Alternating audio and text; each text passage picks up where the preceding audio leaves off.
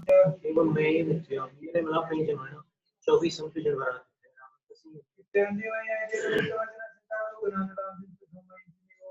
चेन्नई मिलेगा ही में प्यास सायर में गंभीर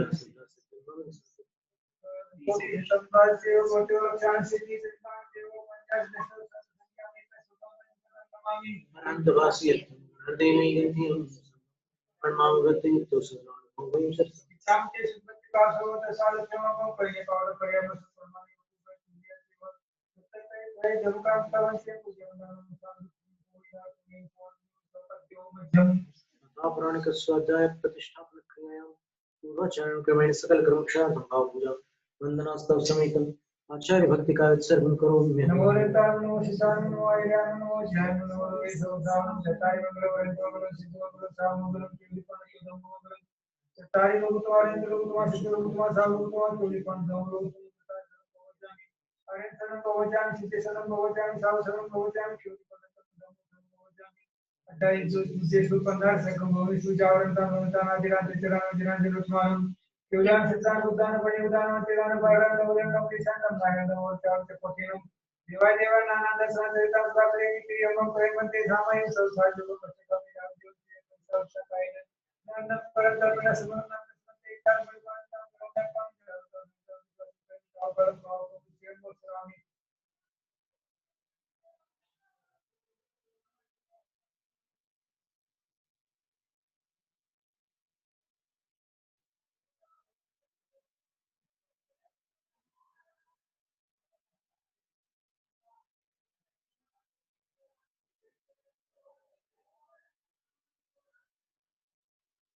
Goswami Anjana Titari Kyulan Jana Guru Lori Mapane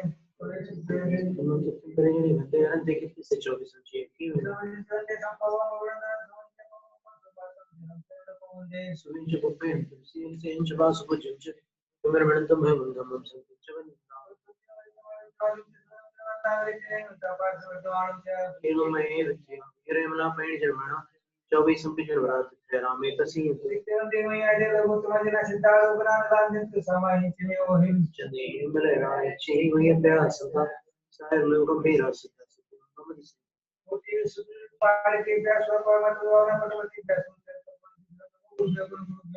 इस पर समझ विचार करण से स्थान को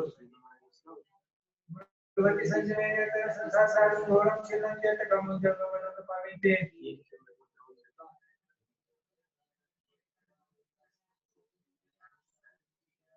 तिरुवनामला पुनर्वरणा चंद्र पेरुदी का मुख्य द्वार पार पार तमाम साधवा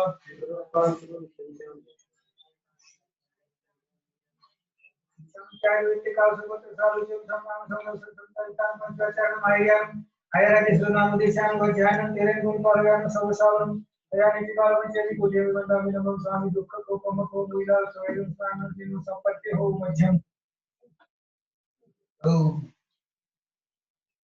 हरिहनन रजो हननर तस्य हरम पूजनार्हमर्हतम सिद्धांत सिद्धाष्ट गुणान रत्नत्रय साधकान स्तुवे साधु चरित्र सार का मंगलाचरण था फिर राजवार्तिक का मंगलाचरण प्रणम्य सर्व विज्ञान महास्पदमुरुश्रियम निर्भूत कल्मषं वीरम वक्षे तत्वार्थ वार्तिकम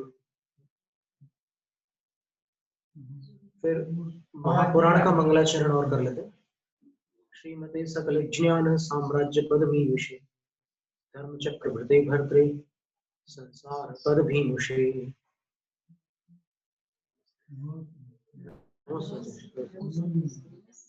आज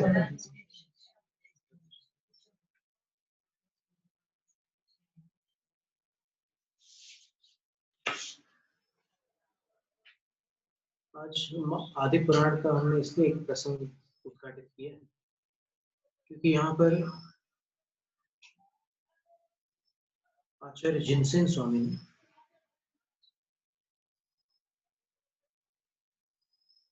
जो गणधरों की स्तुति की है उसमें भी रिद्धियों का विवरण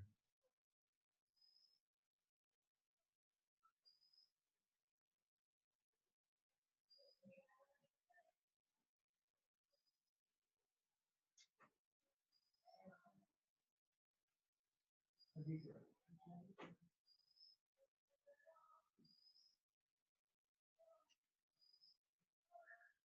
प्रारंभिक अध्याय में तो मंगलाचरण आदि, फिर द्वितीय अध्याय में महावीर स्वामी से ये पुराण की जो धारा है, यहाँ आज उनके तीर्थ शासन के भव्य जीवों को प्राप्त।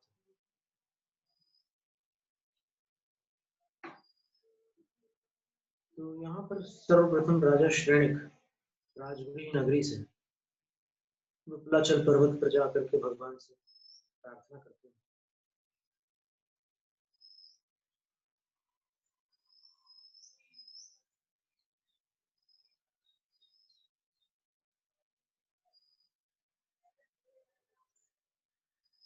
बुद्धिमान श्रेणिक महाराज ने, द्वितीय पर्व है महापुराण का, तो बुद्धिमान श्रेणिक महाराज ने गणनायक गौतम स्वामी से पूछा, ही भगवान, श्री वर्धमान स्वामी के मुख से यह संपूर्ण पुराण अर्थ रूप से मैंने सुना है। अब आपके अनुग्रह से उसे ग्रंथ रूप से सुनना चाहता हूँ। अर्थ रूप से भगवान के मुख से सुन चुके हैं श्रेणिक राजा, अब ग्रंथ रूप से गौतम स्वामी के मुख से, गणधर के मुख से सुनना चाहते हैं। हे स्वामी, आप हमारे अकारण बंधु हैं, किसी कारण से आप हमारे हितकारी नहीं हैं। हम पर बिना कारण ही प्रेम करने वाले हैं तथा जन्म मरण आदि दुखदायी रोगों से पीड़ित संसारी प्राणियों के लिए स्वार्थ रहित वैद्य हैं। हे देव, आकाश गंगा के जल के समान स्वच्छ आपके चरणों के नखों की किरणें जो हमारे सिर पर पड़ रही है, उन्होंने मस्तक नत किया है और उनके चरणों के नख की किरणें राजा के मस्तक पर पड़ रही है, मुकुटों पर पड़ रही है। वे ऐसी मालूम होती है मानो मेरा सब ओर से अभिषेक कर रही है। हे स्वामी, उग्र तपस्या की लब्धि से सब ओर फैलने वाली आपके शरीर की आभा असमय में ही प्रातःकालीन सूर्य की सांद्र सघन शोभा को धारण कर रही। मैंने दीप्तता वृद्धि के प्रभाव से गौतम स्वामी वहां समोसन में ऐसे लग रहे थे जैसे कि सूर्य का उदय हो रहा है। समोसन के अंदर एक अतिरिक्त सूर्य का उदय हो रहा है, ऐसा लगता था। हे भगवान, जिस प्रकार सूर्य रात में निमिलित हुए कमलों को शीघ्र ही विकसित प्रबोधित कर देता है, उसी प्रकार आपने अज्ञान रूपी निद्रा में निमिलित सोए हुए इस समस्त जगत को प्रबोधित जागृत कर दिया है। हे देव, हृदय से जिस अज्ञान रूपी अंधकार को चंद्रमा अपनी किरणों से छू नहीं सकता तथा सूर्य भी अपनी रश्मियों से जिसका स्पर्श नहीं कर सकता, उसे आप अपने वचन रूपी किरणों से अनायास ही नष्ट कर देते। नित्योदयं दलित मोह महांधकारम। हे योगी, उत्तरोत्तर बढ़ती हुई आपकी यह भक्ति आदि 7 रिद्धियां ऐसी मालूम होती है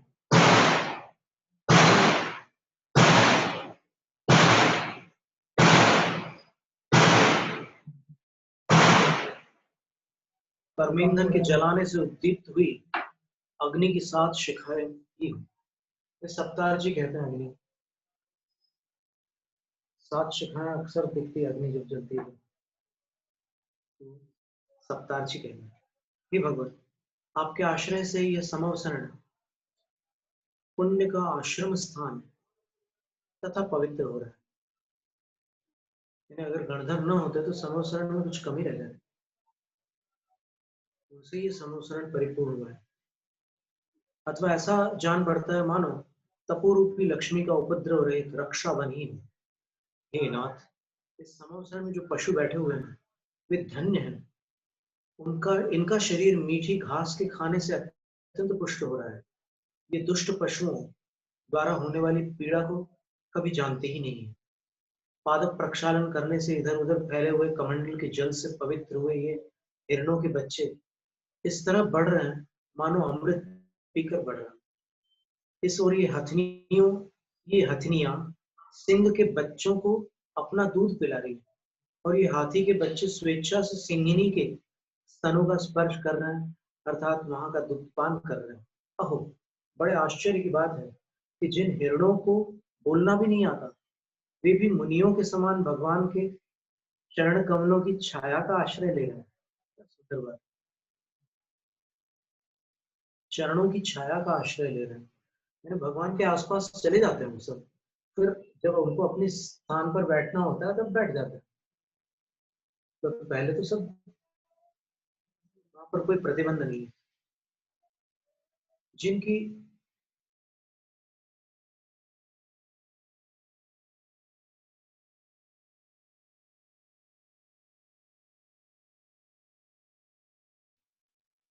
जिन ऐसे सब और लगे हुए ये वन के वृक्ष ऐसे मालूम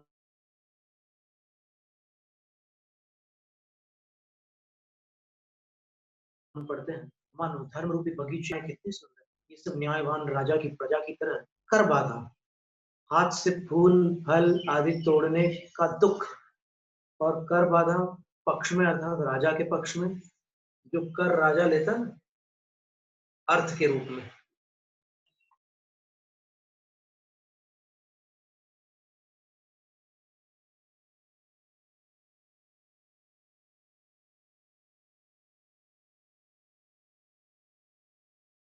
को तो जानते ही नहीं है आप हमारे प्रकट दिगंबर तपस्वी जन, केवल आपके चरणों के प्रसाद से ही मोक्ष मार्ग की उपासना कर रहे हैं। हे भगवान, आपका महात्म्य अत्यंत प्रकट है। आप जगत पर उपकार करने में सातिशय कुशल है। अतएव आप भव्य समुदाय के सार्थवाह नायक गिने जाते हैं। यहाँ पर सार्थवाह का अर्थ नायक लिखा है। वास्तव में देखा जाए तो सार्थवाह जो होता है वो, जब कोई यात्रा निकलती है ना, तो यात्रा जब निकलती है तीर्थ यात्रा वगैरह, या फिर सेठ लोग व्यापार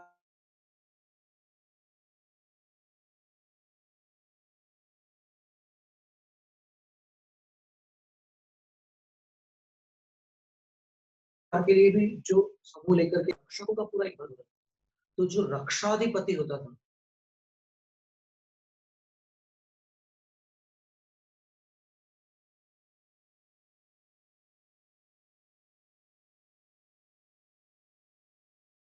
उसको सार्थवाह, यानी गौतम गढ़धर जो है भव्य समूह के लिए कोई भी पदार्थ नहीं है जो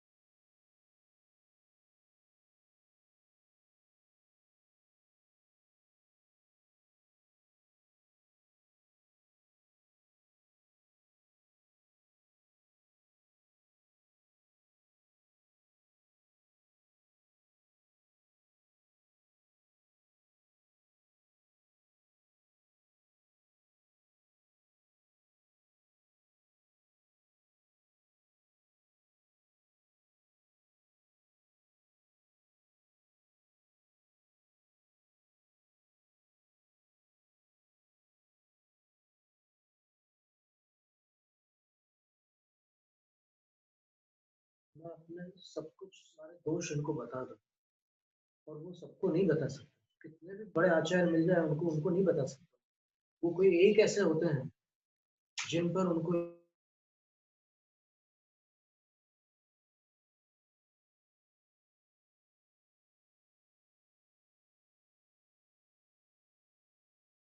इतना प्रगाढ़ विश्वास और श्रद्धा कि उनके पास वो बात ये है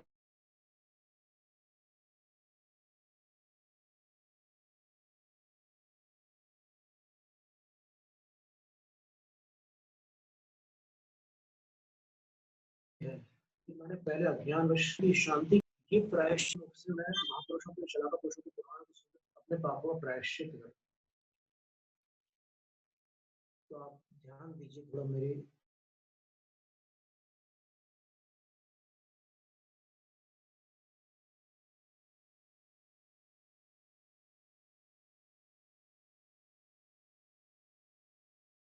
निवेदन पर ध्यान दीजिए। मैं आलोचना अभियान ही है कि कभी कोई बहुत पीड़ित वो किसी इंस्पेक्टर के पास जाकर के अपनी बात रखना चाहता है और वो इंस्पेक्टर अगर ध्यान नहीं देता है या फिर वो अपने गप्पों में या कहीं दूसरे काम में लगा रहता है जो कोई महत्व के काम नहीं, और ये एकदम गंभीर स्थिति में आया हुआ है, तो उसको बहुत पीड़ा होती है।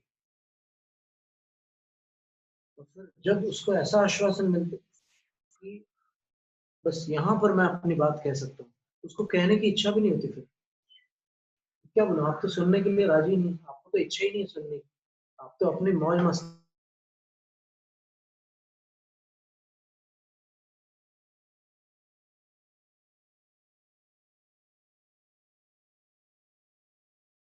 में लगे हुए, तो मैं आपसे क्या स्थान पर, लेकिन आप आपको दिख रहा है, यानी जिस जीव को ये पता हो कि मेरी नरक आयु बन चुकी है, उसकी क्या हालत होती होगी, इसकी कल्पना कर सकते हैं। यानी जब तक पता नहीं है तब तक तो पता नहीं है, लेकिन एक बार अगर पता चल जाए कि मैं नरक या तिरंज, उत्तर पुराण में ये पूछते भी हैं कि मैं इतना सब सुन चुका हूँ, ये सब कर चुका हूँ, पर मुझे व्रत धारण करने के भाव क्यों नहीं। तब वो उत्तर देते हैं गौतम स्वामी की, जिसको 3 आयुओं का बंध होता है वो व्रत धारण।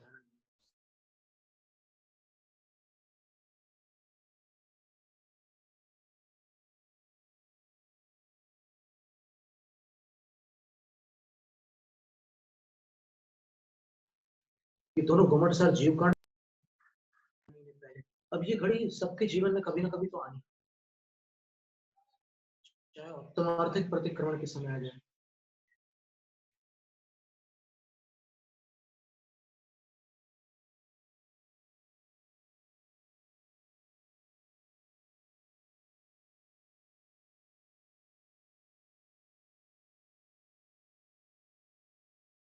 मैंने क्या क्या किया, और फिर कोई भी सज्जन प्रायश्चित के बिना पश्चाताप से मुक्त नहीं हो सकता,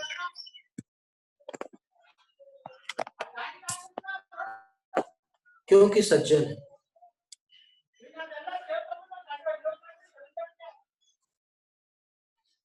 और अपने पाप अपन ही जानते, कोई दूसरा नहीं।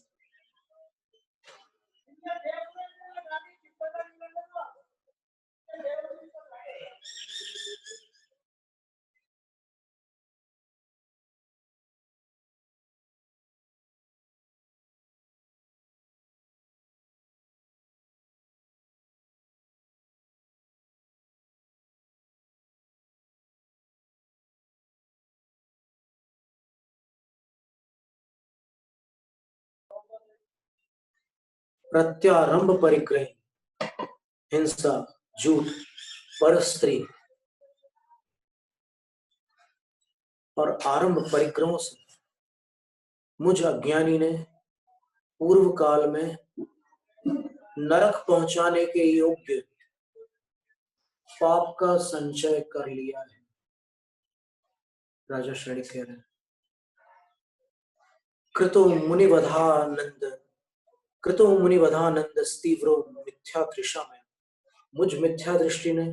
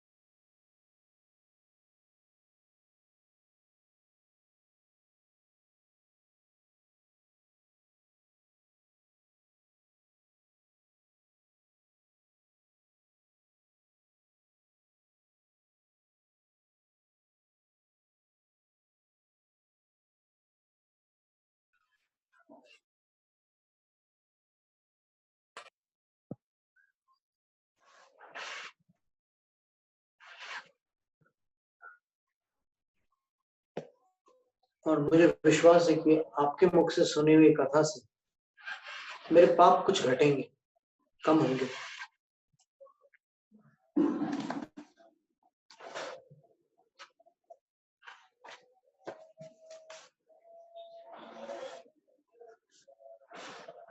तो इस प्रकार दांतों की कांति रूपी पुष्पों के द्वारा पूजा और स्तुति करते हुए मगध सम्राट विनय के साथ ऊपर कहे हुए वचन बोलकर चुप हो गए।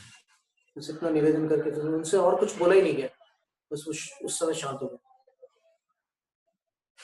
लेकिन श्रेणिक के प्रश्न से प्रसन्न और तीव्र तपश्चरण रूपी लक्ष्मी से शोभित मुनिराज श्रेणिक महाराज की प्रशंसा करने लगे।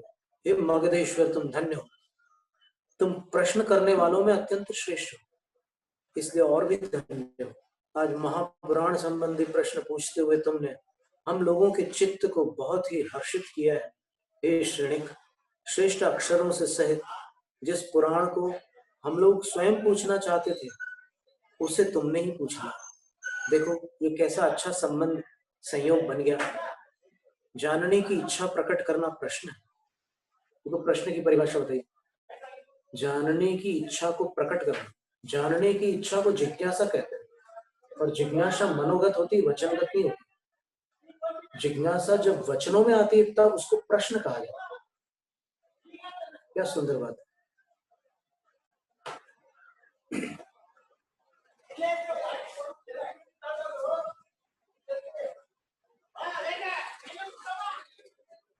आपने अपने प्रश्न में धर्म का स्वरूप जानना चाहा, सो हे श्रेणिक, धर्म का स्वरूप जानने की इच्छा करते हुए आपने सारे संसार को जानना चाहा। अर्थात धर्म का स्वरूप जानने की इच्छा से आपने अखिल संसार के स्वरूप को जानने की इच्छा प्रकट की है। हे श्रेणिक, देखो यह धर्म एक वृक्ष है, अर्थ उसका फल है।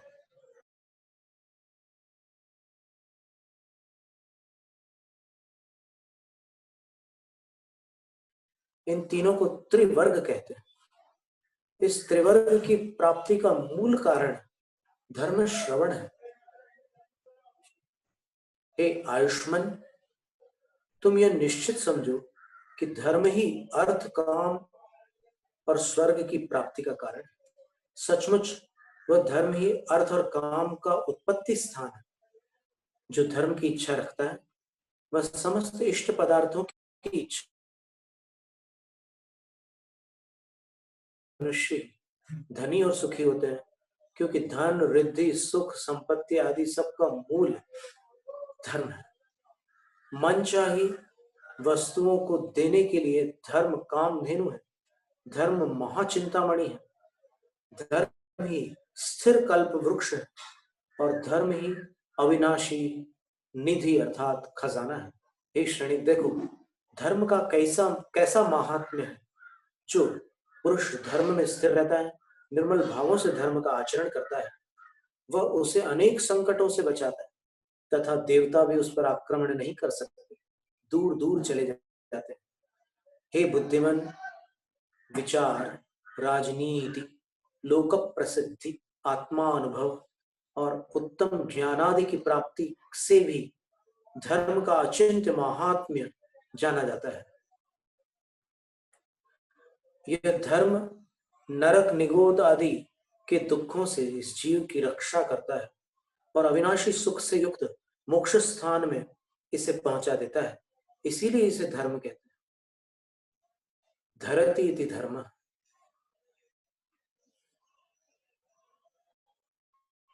पतनम निवारयति इत्यर्थ। पतन का निवारण करता है, धर लेता है, गिरने नहीं देता, इसलिए वो धर्म है। जैनेतर संप्रदाय में भी धर्म की ऐसी परिभाषा दी। पतितम पतंतम पतिष्यंतम व धरति इति धर्म। भविष्य में गिरने वाले को, वर्तमान में गिरते हुए को और अतीत में गिरे हुए को जो धारण कर लेता है वो धर्म है।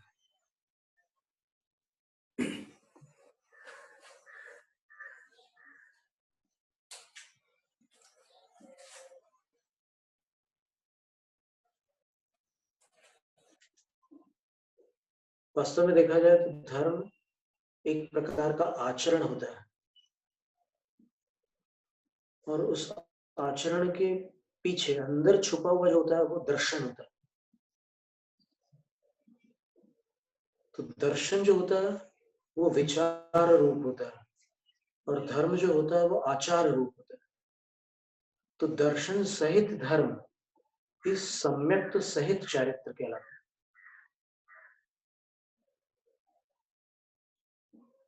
अगर विचार मिथ्या होंगे तो आचार जो भी होगा वो सम्यक चारित्र की श्रेणी में परिगणित नहीं होगा।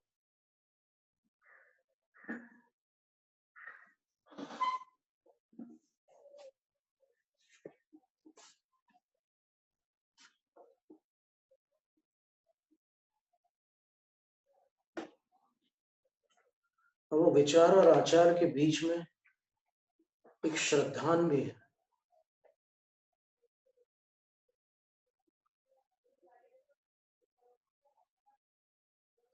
जिस विचार के साथ धर्माचरण किया जा रहा है वो विचार सम्यक भी हो सकता है, मिथ्या भी हो सकता है। भले ही वो ज्ञान आगम का ज्ञान हो, लेकिन उसमें सम्यक्त का अगर समावेश होगा, यानी आगम के ऊपर पूरा समीचीन श्रद्धान होगा, तो फिर वो सम्यक ज्ञान की श्रेणी में चला जाएगा। लेकिन अगर नहीं हुआ, अभव्य जीव है कोई, तो ज्ञान तो है, 11 अंक के पाठ ही है, लेकिन वो श्रद्धान सम्यक श्रद्धान नहीं हुआ, तो वो चारित्र भी सम्यक चारित्र नहीं होगा।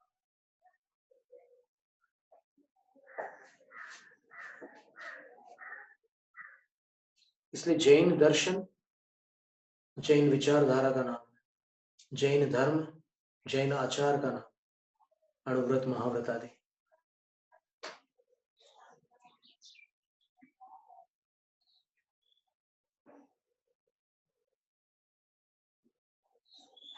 जो पुराण का अर्थ है वही धर्म है। मुनिजन पुराण को 5 प्रकार का मानते हैं: क्षेत्र, काल, तीर्थ, सत्पुरुष और उनकी चेष्टाएं। ऊर्ध्व, मध्य और पाताल रूप 3 लोक की जो रचना है उसे क्षेत्र कहते हैं। भूत, भविष्य और वर्तमान रूप तीनों कालों का जो विस्तार है उसे काल कहते हैं। मोक्ष प्राप्ति के उपाय भूत सम्यक दर्शन, सम्यक ज्ञान और सम्यक चारित्र को तीर्थ कहते हैं। इस तीर्थ का सेवन करने वाले शलाका पुरुष सत्पुरुष कहलाते हैं, और पापों को नष्ट करने वाले उन सत्पुरुषों के न्यायोपेत आचरण को उनकी चेष्टा अथवा धर्म क्रिया कहते हैं। हे श्रेणिक, तुमने पुराण के इस संपूर्ण अर्थ को अपने प्रश्न में समाविष्ट कर लिया है। अहो श्रेणिक, तुम्हारा यह प्रश्न सरल होने पर भी गंभीर है, सब तत्वों से भरा हुआ है तथा क्षेत्र, क्षेत्र को जानने वाला आत्मा,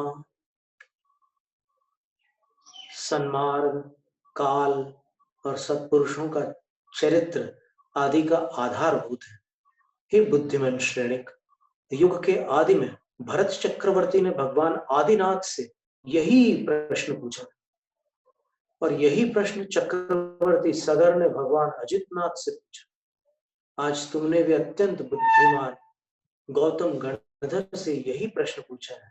इस प्रकार वक्ता और श्रोताओं की जो प्रमाणभूत सच्ची परंपरा है चली आ रही है, उसे तुमने सुशोभित कर दिया है। हे श्रेणिक, तुम प्रश्न करने वाले, भगवान महावीर स्वामी उत्तर देने वाले, और हम सब तुम्हारे साथ सुनने वाले श्रोता हैं। हे राजन, ऐसी सामग्री पहले न तो कभी मिली है और न कभी आगे मिलेगी। इसलिए पूर्ण श्रुत ज्ञान को धारण करने वाले ये गौतम स्वामी इस पुण्य कथा का कहना प्रारंभ करें, और हम सब तुम्हारे साथ श्रवण करें। इस प्रकार वे सब ऋषिजन महाराज श्रेणी को धर्म में उत्साहित कर एकाग्र चित्त हो उच्च स्वर से गणधर स्वामी का निम्नलिखित स्तोत्र पढ़ने लगे। यानी उन ऋषियों ने गणधर की जो स्तुति की वो अब यहाँ प्रारंभ होती है। अभी तक अपन ने ये एक भूमिका बनाई।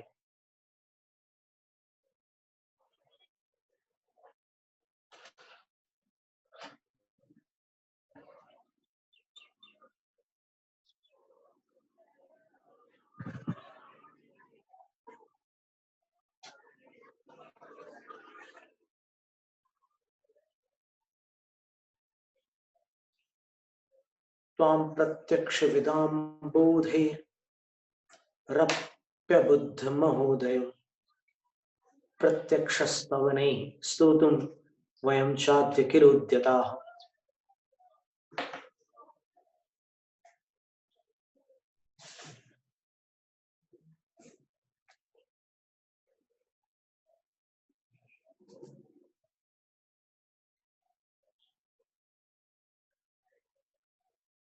त्वां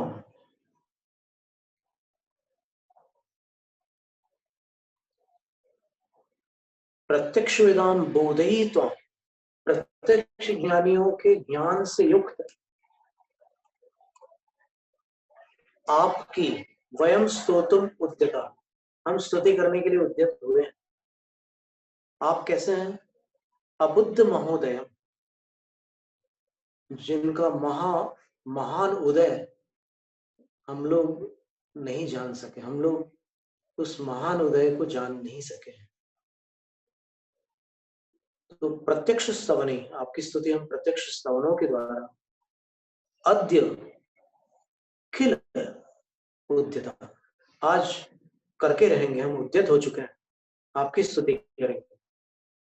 चतुर्दश महाविद्या स्थाना कुपार पारगम त्वाम ऋषि स्तोतु कामा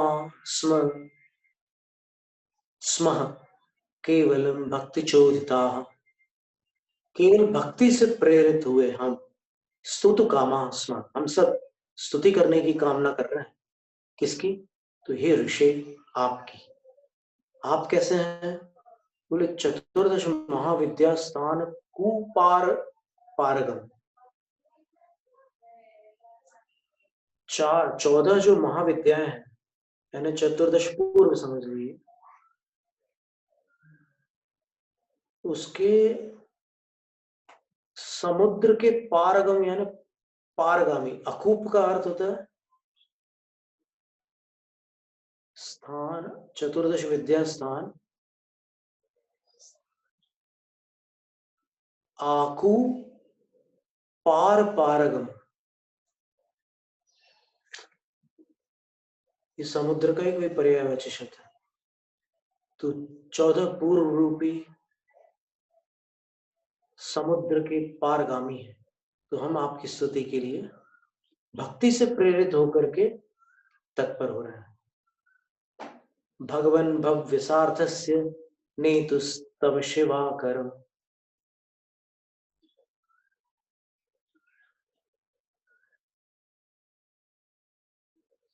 पताके वोच्छ्रिता भाति कीर्तिरेषा विधुज्ज्वला।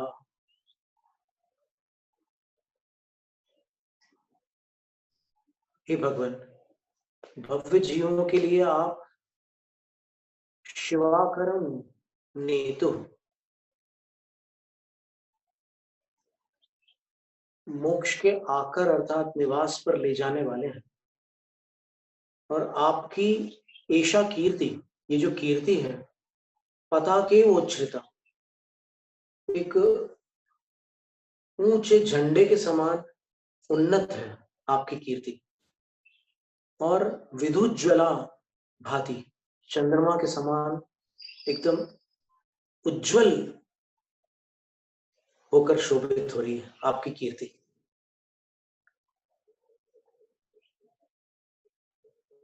आलवाली कृतांबोधि वलया कीर्ति वल्लरी, जगन्नाड़ी तरोरग्र माक्रामति तवोच्छिखा।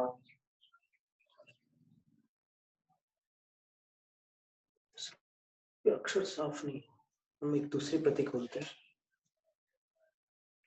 आदि पुराण की दूसरी, महापुराण की और भी प्रतियां हैं। प्रथम संस्करण जो है ना, वो अधिक संभवतः बड़े अक्षरों वाला भी और स्वच्छ भी है।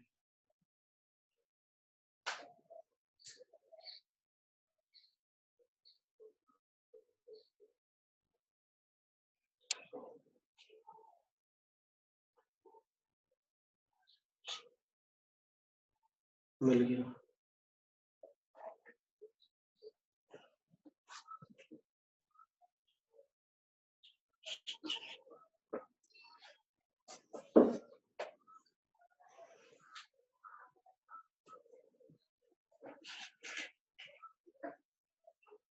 अब जैसे अक्षर स्पष्ट होते हैं तो फिर पढ़ने में एकदम मन लगता है और बात समझ में आती है। वैसे ही जब अपना मन निष्कषाय होता है तब धर्म श्रवण का सही लाभ ले पाता। आकुलता के साथ धर्म लाभ नहीं हो पाता।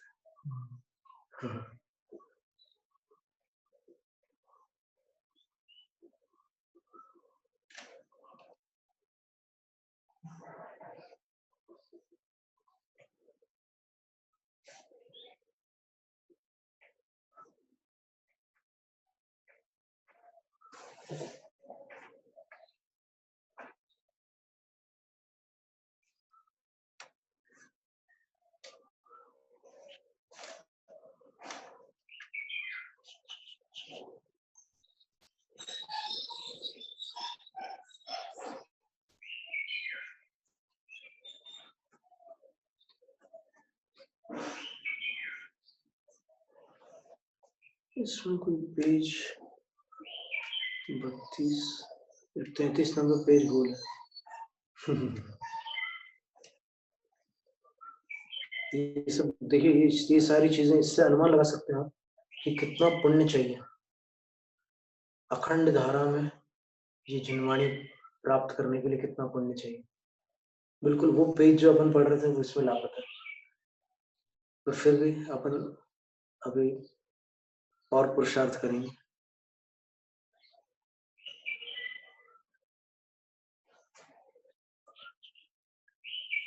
पंडित लालाराम शास्त्री जी का अनुवाद देख रहे हैं।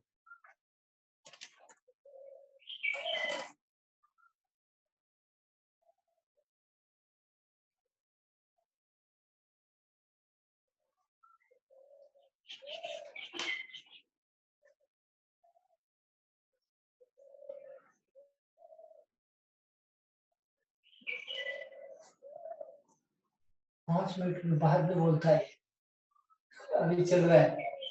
अच्छा, फिर से 5 मिनट बाद बोले, तब बोल रहा है। सब बोल रहे थे जूम रुक रुक के चलता है, जूम ही ऐसा लगा।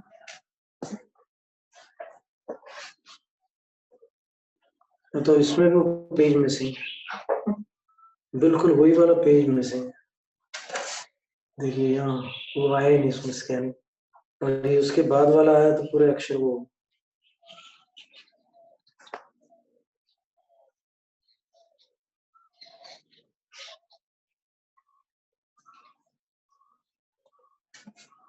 बोल रहा है, समझ आ गई।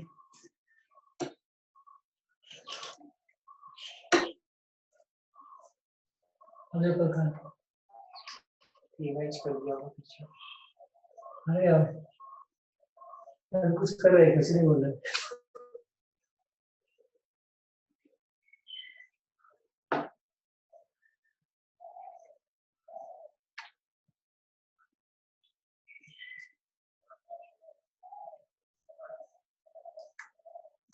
फेसबुक का बस एक ही गाथा बची है वैसे 35 नंबर की, फिर आप उपयोग कर सकते हैं दूसरी गति।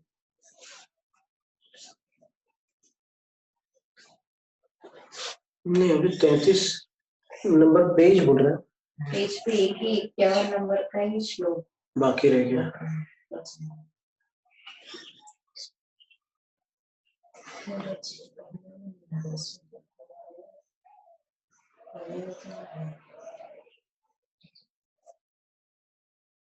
हे भगवान, आप भव्य जीवों को मोक्ष स्थान की प्राप्ति कराने वाले, आपकी चंद्रमा के समान उज्जवल कीर्ति फहराती हुई पताका के समान शोभायमान हो रही। देव चारों ओर फैले हुए समुद्र को जिसने अपना आल बाल अर्थात क्यारी बनाया है, ऐसी बढ़ती हुई आपकी यह कीर्ति रूपी लता इस समय त्रस नाड़ी रूपी वृक्ष के अग्रभाग पर आक्रमण कर रही, अर्थात उस पर आरूढ़ हो रही, आरूढ़ होना चाह रही है। यानी सर्वार्थ सिद्धि तक कीर्ति चली गई है आपकी।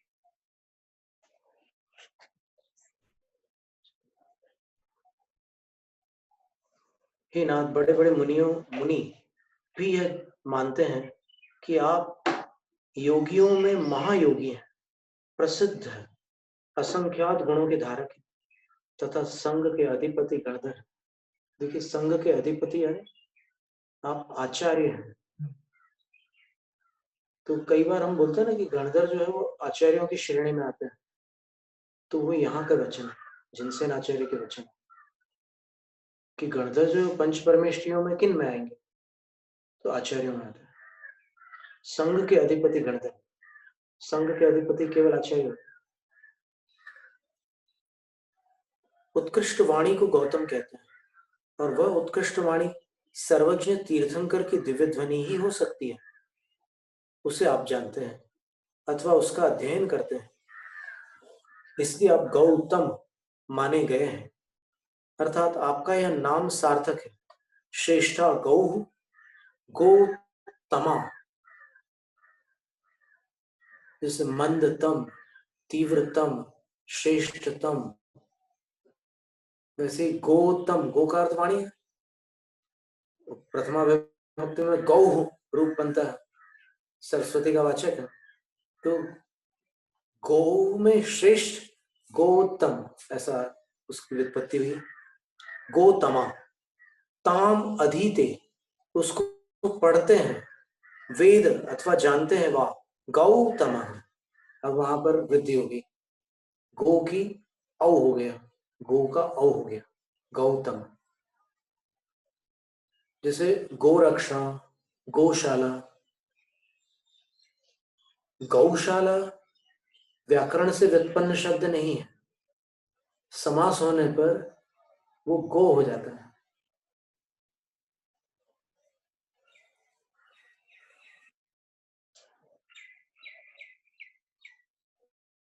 वो तो सी विभक्ति आने पर गौ ये रूप बनता है प्रथमा के एक वचन में। गाय के लिए भी ऐसे ये शब्द है, बहुत अनेक अर्थवाचक है ये शब्द। ताम अधीते वेदवा गौतम, तद अधीते वेदवा इत्यण प्रत्यय। अण प्रत्यय किया है, अण प्रत्यय में वृद्धि होती है, ऋण जहां भी आ जाता है वहां वृद्धि होती है। अथवा यूं समझिए कि भगवान वर्धमान स्वामी गौतम अर्थात उत्तम 16वें स्वर्ग से अवतीर्ण हुए। स्वर्ग को भी गो बोलते हैं, वहां से अवतीर्ण हुए थे, इसलिए वर्धमान स्वामी को गौतम कहते हैं। इन गौतम अर्थात वर्धमान स्वामी द्वारा कही हुई दिव्य ध्वनि को आप पढ़ते हैं, जानते हैं, इसलिए लोग आपको गौतम कहते हैं। गौतमादागत गौतम, गौतम से आए गौतम, तत आगत इत्यण, फिर वही प्रत्यय हो गया, अण प्रत्यय।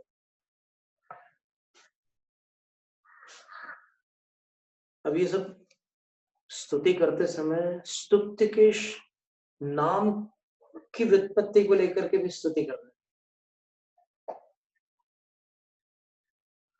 इसमें आता है ना, मूलाचार ग्रंथ की 24वीं गाथा में आता है, उसहादि जन वराणम नाम निरुक्तिम गुणानुकीर्तिम च।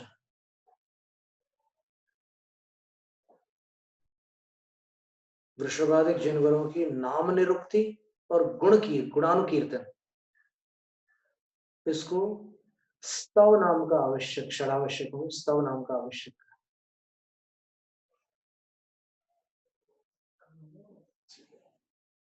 अच्छी धूण है, पूरा बोला नीचे वाले चरण।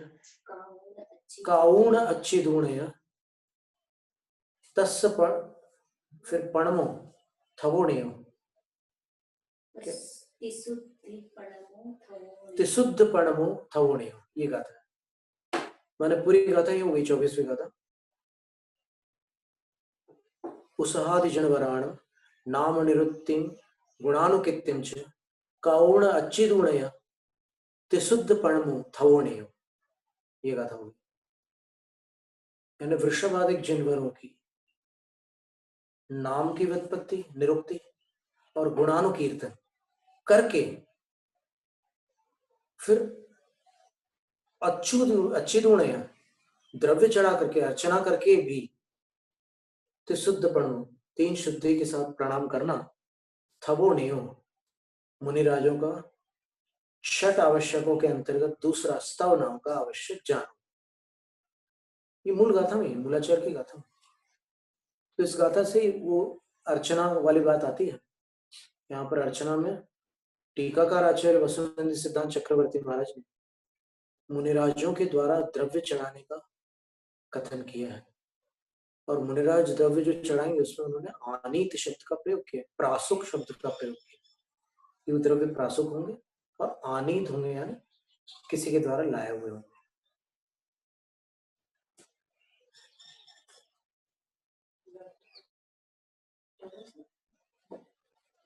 तो साधु भी द्रव्य चढ़ा सकता है, प्रासुक हो और आनीत हो, बस दो बात आवश्यक है। मूल गुण अधिकार में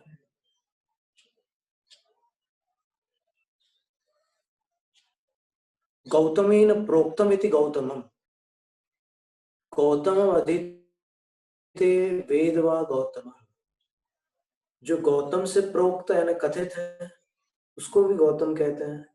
और उस गौतम को जो पढ़ते हैं और जानते हैं वे गौतम कहलाते हैं। यानी महावीर स्वामी भी गौतम हो गए, उनकी वाणी भी गौतम हो गई, और जिन्होंने उनकी वाणी को जाना और पढ़ा वो भी गौतम हो गए।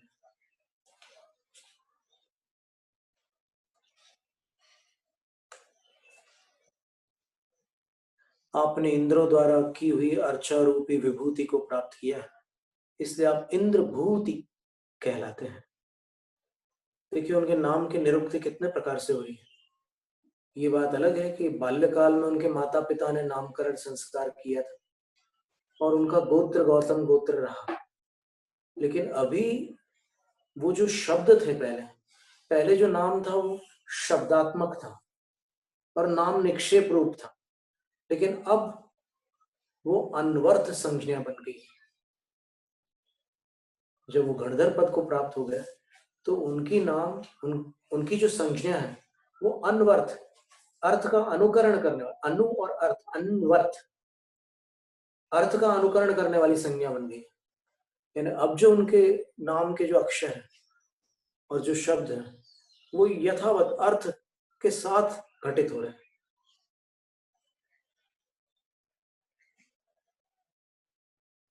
इंद्रों के द्वारा की हुई अर्चा रूपी विभूति को आपने प्राप्त किया, इसलिए आप इंद्रभूति कहलाते हैं। तथा आपको सम्यक ज्ञान रूपी कंठाभरण प्राप्त हुआ है। यानी कंठ का आभरण यानी आभूषण, आभरण का अर्थ होता है गहना, जेवर। तो आपको सम्यक ज्ञान रूपी कंठाभरण प्राप्त हुआ है। अतः आप सर्वज्ञ देव श्री वर्धमान स्वामी के साक्षात पुत्र के समान।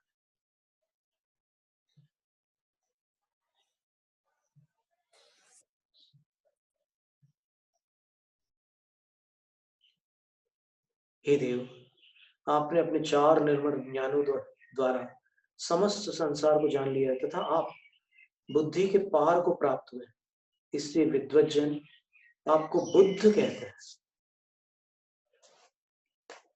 गौतम बुद्ध। इतर संप्रदाय वाले गौतम बुद्ध जो है उनकी यहाँ अभी चर्चा नहीं हो रही। यहाँ बुद्ध का अर्थ होता है बोधतिस्म इति बुद्ध, जो जानने योग्य को जान चुके हैं। एक बात सही नहीं है, गौतम बुद्ध सब पहले जेल भटक गए, वो ठीक, पर अभी गणधर महाराज की बात हो रही, तो गणधर महाराज उनसे भिन्न है, ये बता। हे देव, आपको बिना देखे अज्ञान अंधकार से परे रहने वाली केवल ज्ञान रूपी उत्कृष्ट ज्योति का प्राप्त होना अत्यंत कठिन है। आप उस ज्योति के प्रकाश होने से ज्योति स्वरूप अनोखे दीपक है। हे स्वामी, श्रुत देवता के द्वारा स्त्री रूप को धारण करने वाली आपकी सम्यक ज्ञान रूपी दीपिका जगत रूपी घर को प्रकाशित करती हुई अत्यंत शोभमान हो रही है।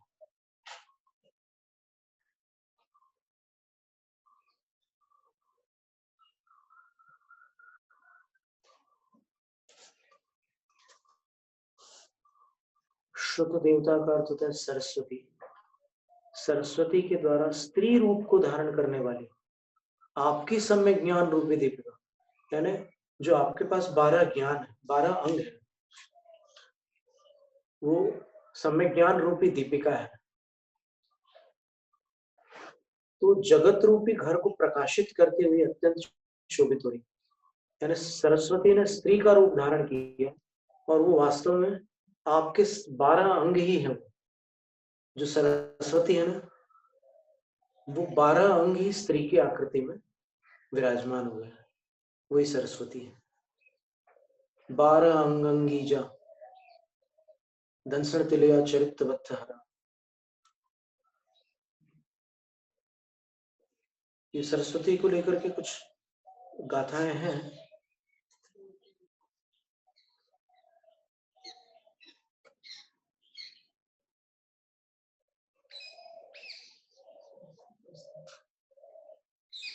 ये पूरे 5 उन्होंने लिखे हुए गाथा, धवला पुस्तक 1 में।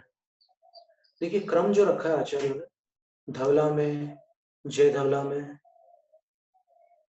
तो पहले वीरसेन आचार्य महाराज ने तो यही क्रम रखा कि सबसे पहले जिनेन्द्र देव को और सिद्धों को नमस्कार किया, उसके बाद सरस्वती को नमस्कार किया और उसके बाद फिर गणधरों को नमस्कार किया।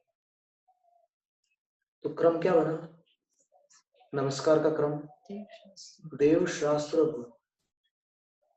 तो बता रहे 12 अंगं गिज्जा अंग गिज्झा वियलिय मल मूढ़ दंसणु तिलया विविह वर कर्ण भूसा पसियो सुय देवया सुय।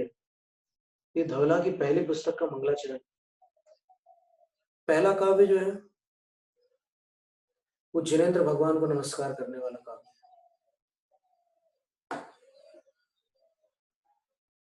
ये दूसरा काव्य है 12 अंगों से जो ग्राह्य है,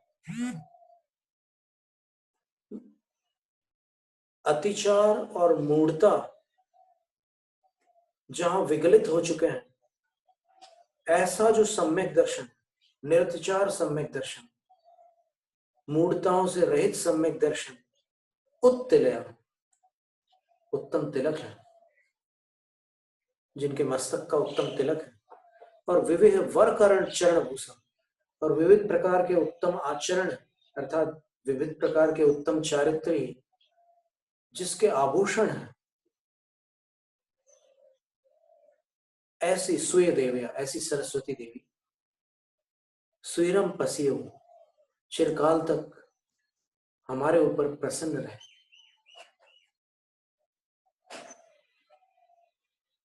फिर जयधवला के मंगलाचरण में देखिए क्या कह रहे हैं आचार्य वीरसेन स्वामी सरस्वती माता के लिए।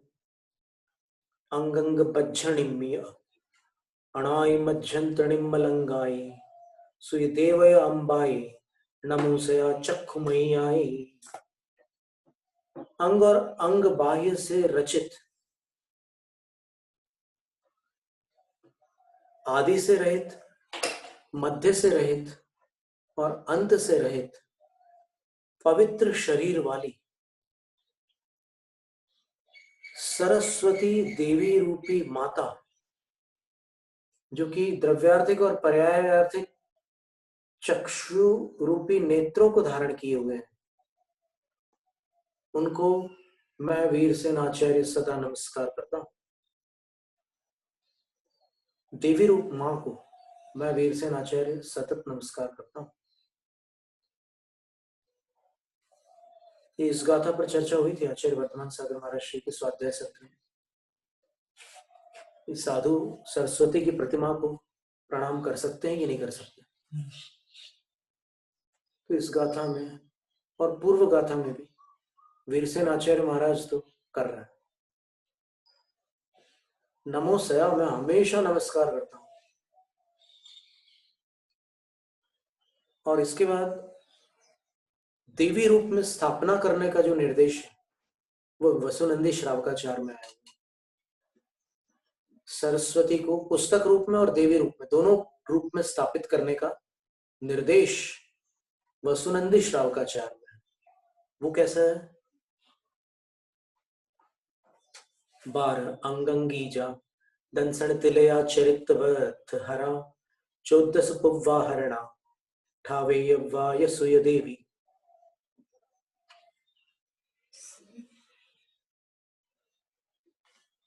12 अंग ही शरीर है जिसका,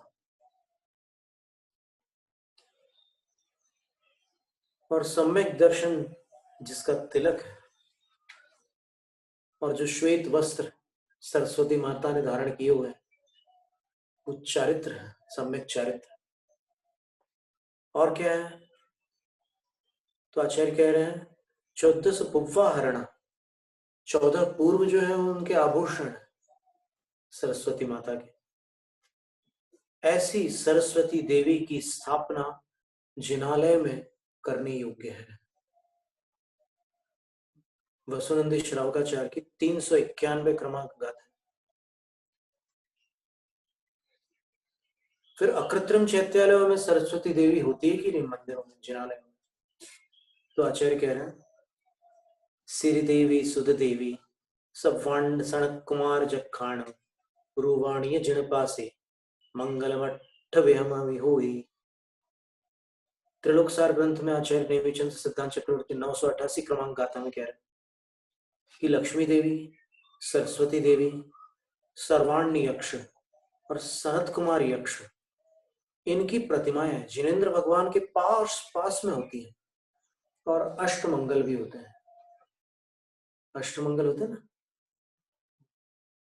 भृंगा और ताल, झारी, पंखा, कलश, छत्र, दर्पण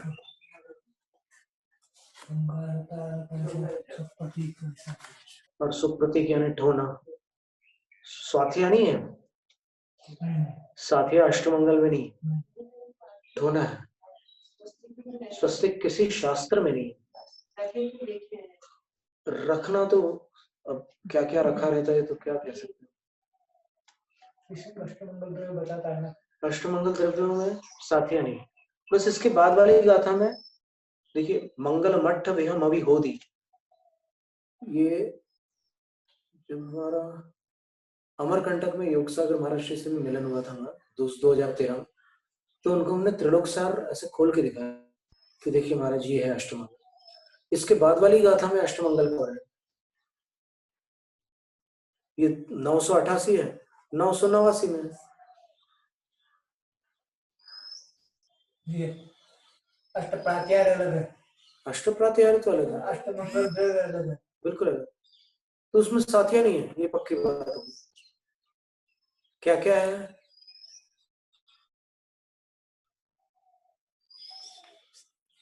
जारी है, कलशा है, झारी, पंखा है, छत्र है, झारी, बिजना, कलश है, दर्पण है, चंवर है, साथिया बोलते हैं। तो आचार्य कह रहे हैं क्या? नहीं, ये चित्र आए हैं। नहीं, उससे कोई मतलब। अपन अभी क्या है कि केवल आगम को स्वीकार कर।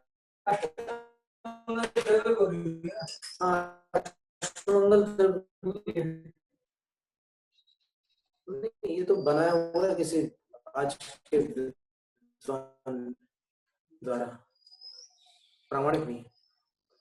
मतलब हम साथिया को अष्टमंगल में स्वीकार किया तो हम शिरोधार्य कर लेंगे, लेकिन है नहीं। आप प्रतिक्रमण में देखिए ना, वो पढ़ते ना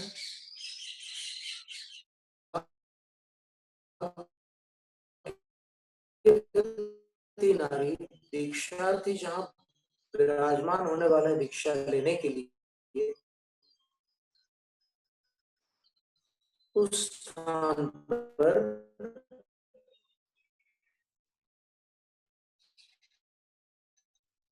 स्वस्तिक ऊपर श्वेत वस्त्र को बिछा दे और उसके ऊपर दीक्षार्थी बैठे और फिर गुरु उनको दीक्षा प्रदान करे। वहां स्वस्तिक